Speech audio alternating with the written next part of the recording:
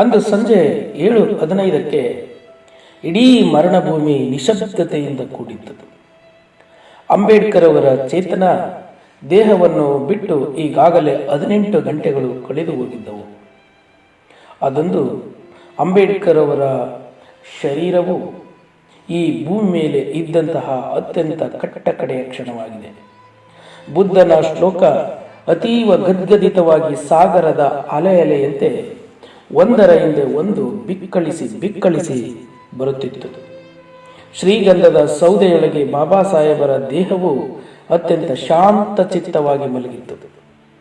ಅದೊಂದು ಬುದ್ಧ ಪರಿನಿಬ್ಬಾಣ ಹೊಂದಿದ ವಾತಾವರಣ. ಬಾಬಾ ಸಾಹೇಬರ ಅಂತಿಮ ನಮನಕ್ಕಾಗಿ ಜನಸಾಗರ ತಮ್ಮ ಮುಂಗಾಲಿನ ಮೇಲೆ ನಿಂತಿತ್ತು.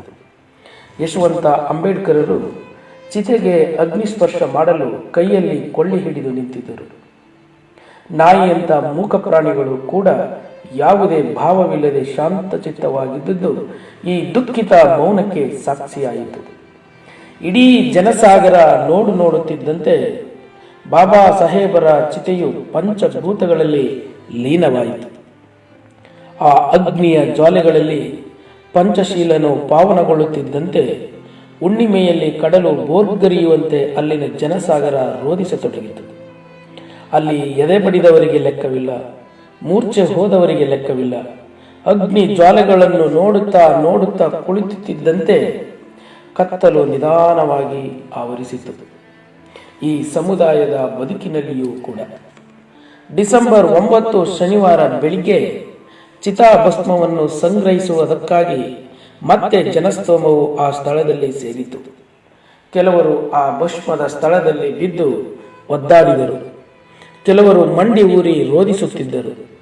ಕೆಲವರು ಪೂಜ್ಯ ಭಾವದಿಂದ ತಮ್ಮ ಹಣೆಗೆ ಒತ್ತಿಕೊಳ್ಳುತ್ತಿದ್ದರು.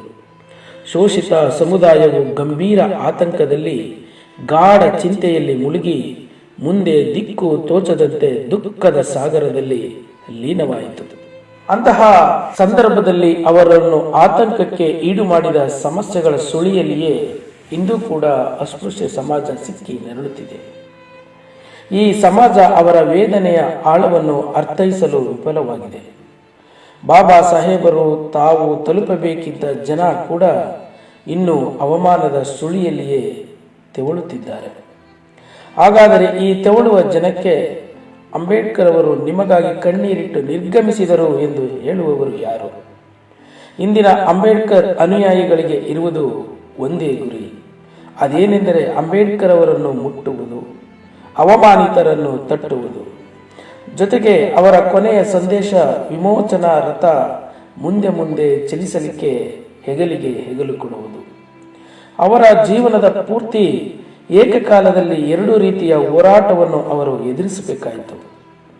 ಒಂದೆಡೆ ಮಲಗಿದ್ದ ಸಮಾಜವನ್ನು ಎಬ್ಬಿಸುವ ಹೋರಾಟ, ಇನ್ನೊಂದೆಡೆ ಮಲಗಿದ್ದ ಸಮಾಜವನ್ನು ತುಳಿಯುವ ಜನರ ವಿರುದ್ಧದ ಹೋರಾಟ.